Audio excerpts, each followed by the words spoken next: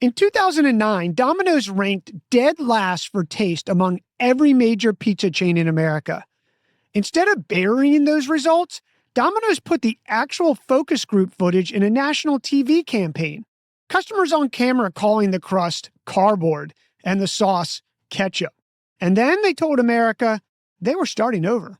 Today, we're breaking down the Pratfall Effect, the psychology behind why admitting a flaw can make a brand more likable, not less, what the Pratfall Effect is, the brands that used vulnerability as a strategy and won, what the research says, and 3 marketing moves you can use to put this marketing psychology principle to work immediately for your product or service. The Pratfall Effect says that a person or a brand perceived as highly competent becomes more likable after making a small mistake. Perfection doesn't feel human. Rather, it feels curated, like something's being hidden. When a competent person stumbles, our brains read that as vulnerability as authenticity, and authenticity is the raw material of trust. But the Pratfall Effect only works when competence is already established. If a mediocre brand admits a flaw, it just confirms what people suspected. Competence plus vulnerability equals warmth. Vulnerability without competence equals doubt.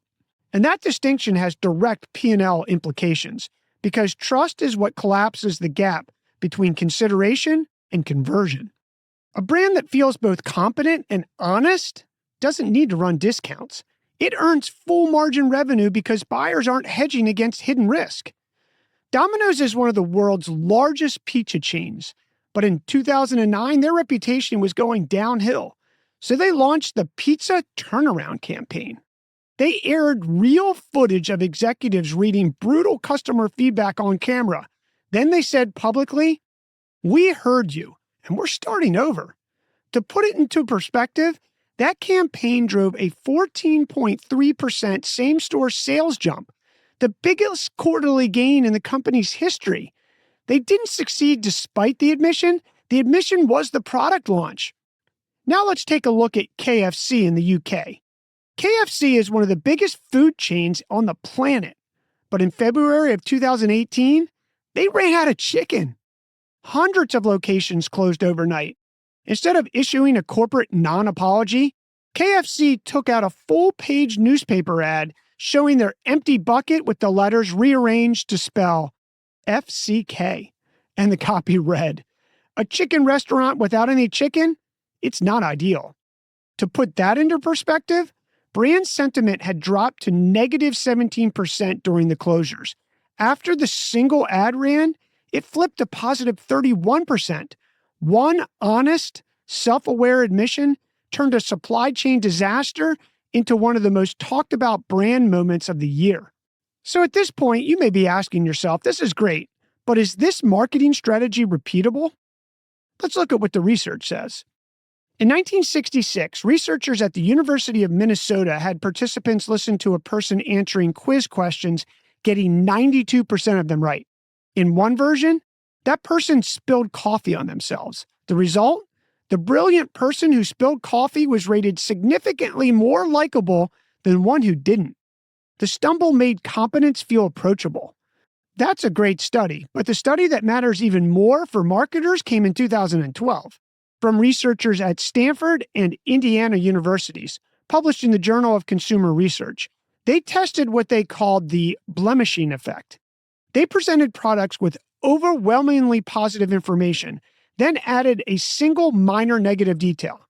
When that negative came after the positive, purchase intent increased. Not just tolerance, actual increased likelihood to buy. Think about what that means for anyone building a product page or writing sales copy. A single disclosed flaw placed after your strongest claims doesn't cost you the sale. It makes your strongest claims believable. One small imperfection reframed everything else as trustworthy.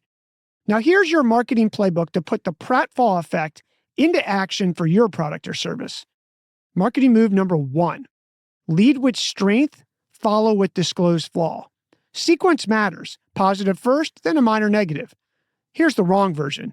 Our platform is built for enterprise teams. Fair warning, onboarding takes a bit longer than lighter tools. Here's a better version. Our platform handles 50,000 concurrent users with 99.9% uptime.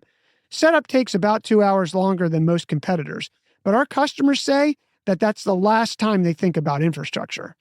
The first one leads with a vague claim and follows with an unanchored weakness. The second one leads with proof, then places the flaw where it reinforces the strength. Your marketing move number 2, surface a real complaint, then show the fix.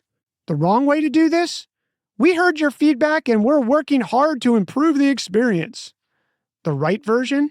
30% of users told us onboarding took too long. We rebuilt it from 12 steps to 4. Here's the before and after. Specific complaint, specific fix, specific proof. That's the Domino's template. The transparency is the marketing.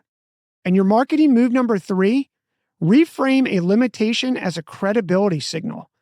Here's the wrong way to do this. Our consulting engagements require a 6-month minimum commitment. Here's a better way to do it. We require 6 months because the results we promise take 12 weeks to hit your P&L. We'd rather turn away a client than make money for work that can't deliver. The constraint becomes evidence of integrity. And in a market where every competitor's landing page promises everything, the brand that volunteers one real limitation is the one buyers actually believe. Because perfection isn't persuasive, it's suspicious. The brands that earn the most trust aren't the ones with the cleanest story.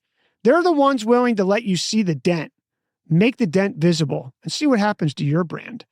Your marketing move.